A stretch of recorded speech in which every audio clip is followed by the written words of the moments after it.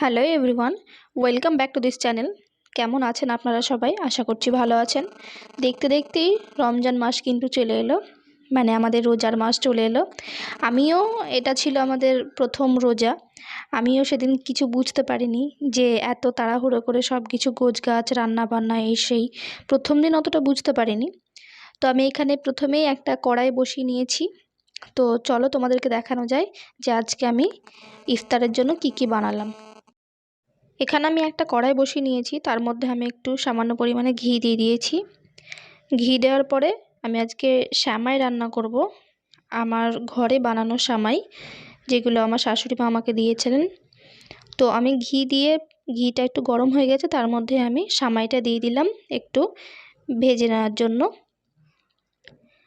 এখানে আস্তে আস্তে আমি সেমাইটা হালকা ফ্লেমে সেমাইটা ফ্রাই করছিলাম। সেমাইটা আমি আস্তে আস্তে ফ্রাই করব, হালকা একটু ব্রাউন কালার চলে আসবে। সেমাইটা ফ্রাই করা হয়ে গেলেই আমি সেমাইটাকে একটা বাটির মধ্যে ঢেলে নেব। তো সেমাইটা আমার এখানে ভাজা হয়ে গেছে, এটা আমি একটা পাত্রে ঢেলে নিয়েছি। ঢেলে নিয়ে এখানে আমি কড়াইটা আবার বসিয়ে দিয়েছি।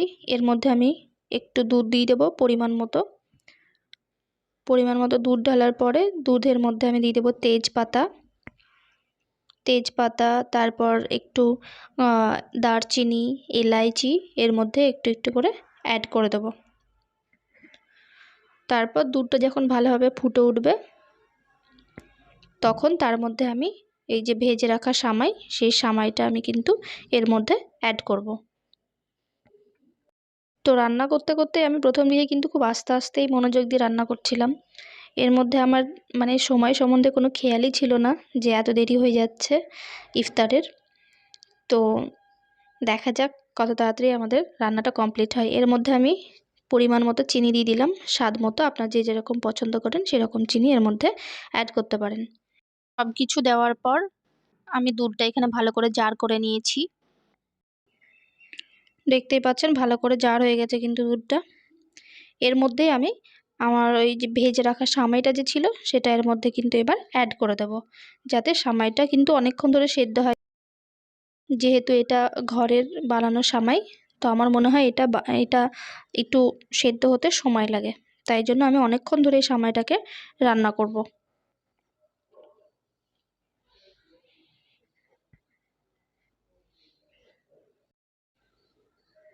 আপনারা ইফতারে কি কি বানান এবং কি কি আমি নেক্সট টাইম ট্রাই করতে পারি ইফতারে বানানোর জন্য, সেটা আপনারা কিন্তু আমাকে লিখে জানাবেন।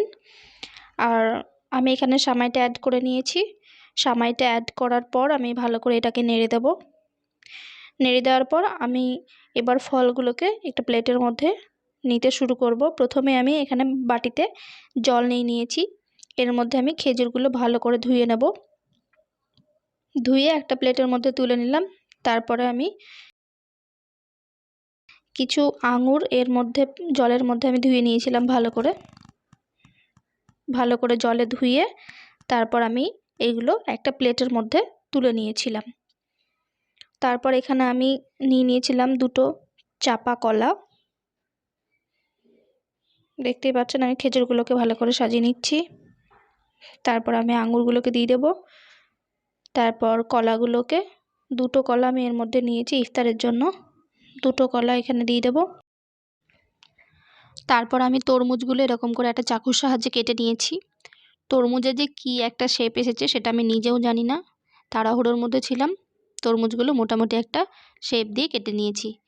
এদিকে আমার সেমাইটাও মোটামুটি হয়ে এসেছে। কিছুক্ষণের মধ্যে এটা গ্যাসের ফ্লেমটা বন্ধ করে আমি এটাকে নামিয়ে নেব। এদিকে আমার সেমাইটা রান্না হচ্ছে, এদিকে আমার বর কিন্তু পেঁয়াজ কাটতে শুরু করে দিয়েছে। ওনাকে আজকে পেঁয়াজের পকোড়া বানাবে নিজের হাতে।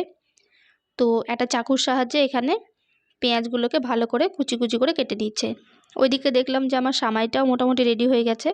তো সেমাইটা একটা বাটির মধ্যে ঢেলে নিয়ে এখানে আমি কড়াইটা আবার বসিয়ে দিলাম, কারণ আমি ঘুগনি বানাবো বলে।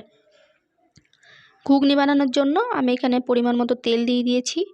তেলের মধ্যে আমি দিয়ে দিয়েছি একটা তেজপাতাকে ছিঁড়ে। তার মধ্যে আমি দিয়ে দিয়েছি গোটা পাঁচফোড়ন দেওয়ার পর আমি এর মধ্যে দিয়ে দিয়েছি কুচিয়ে রাখা পেঁয়াজগুলো। কুচানো পেঁয়াজগুলো দেওয়ার পর তার মধ্যে দিয়ে দিয়েছিলাম কাঁচা লঙ্কা চিরা। আর এর আগে কিন্তু আমি মটর এবং আলু ভালো করে আমি প্রেসার কুকারে সেদ্ধ করে নিয়েছিলাম এবং সেগুলো ম্যাশ করে রেখে দিয়েছি। পেঁয়াজটা কাঁচা লঙ্কা ভালো করে আমি ফ্রাই করে নেব। ফ্রাই করার পর এর মধ্যে আমি দিয়ে দেব টমেটো কুচিয়ে রাখা টমেটোগুলো। টমেটোটা দেওয়ার পর তার মধ্যে আমি দিয়ে দেব লঙ্কা গুঁড়ো, হলুদ গুঁড়ো এবং লবণ পরিমাণ মতো। তারপর মশলাটাকে ভালো করে কষিয়ে নেব। মশলাটা কষানো হয়ে গেলে আমি যে ওখানে ম্যাশ করে রাখা যে মটর এবং আলুটা ছিল এগুলো কিন্তু আস্তে আস্তে এর মধ্যে দিয়ে দেব। আমার এদিকে রান্না করা দেখে আমার বর কিন্তু ওইদিকে একটা ছোট কড়াই বসিয়ে দিয়েছে, যেহেতু তাড়াহুড়ো করে আমি করছিলাম তো যেন এগুলো তাড়াতাড়ি কমপ্লিট হয় ইফতারের আগে, তাই জন্য উনি কিন্তু ওইদিকে কড়াই ছোট্ট একটা বসিয়ে দিয়েছে। আমি এদিকে সব মোটামুটি মশলাগুলো কষানোর পরে মটরটা এদের মধ্যে দিয়ে দিলাম। তারপর ওইদিকে দেখি একটা ছোট কড়াইয়ের মধ্যে ও পেঁয়াজের পকোড়া ভাজতে শুরু করে দিয়েছে। এই যে আমি এখানে মটরটা তেলে দিয়ে নিয়েছি ঘুগনির। চলো দেখা যাক ও কীভাবে পেঁয়াজের পকোড়া বানাচ্ছে। এই যে ছোট একটা কড়াইয়ের মধ্যে পেঁয়াজগুলো কিন্তু ভাজতে শুরু করে দিয়েছে। পেঁয়াজের পকোড়াগুলো একটা একটা করে দিচ্ছিল আর আমি তার মধ্যে মোবাইল নিয়ে চলে গেছিলাম ভিডিও বানানোর জন্য। পকোড়াগুলো মোটামুটি আমাদের এখানে ভাজা কমপ্লিট হতে চললো। তার মধ্যে আমি ওই যে একটা বাটি নিয়ে চলে এসেছিলাম, বাটির মধ্যে পেঁয়াজিগুলোকে তুলে নিয়েছিলাম। তারপর আমি যে সামাইটা আমার ঠান্ডা হতে দিয়েছিলাম ফ্রিজ থেকে একটা আইসক্রিম বের করে এর মধ্যে আমি এক বাটি আইসক্রিম দিয়ে দিয়েছিলাম। আপনারা সামাইয়ের মধ্যে কোনদিন আইসক্রিম দিয়ে দেখবেন, খেতে কিন্তু খুব টেস্টি লাগে এবং খুব ক্রিমি হয় আর খেতেও কিন্তু একটু টেস্ট লাগে। যেহেতু এখানে আমি ঠান্ডা ঠান্ডা আইসক্রিমটা দিয়েছিলাম ইফতারের পর কিন্তু খেতে খুব ভালো লাগছিল। আপনারা বাড়িতে ট্রাই করে দেখবেন। এদিকে আমার দেখাচ্ছি যে এটা মিক্স করার পর কেমন লাগছে। এই যে এটা আমার মিক্স করা হয়ে গেছে আইসক্রিমটা সামাইয়ের মধ্যে।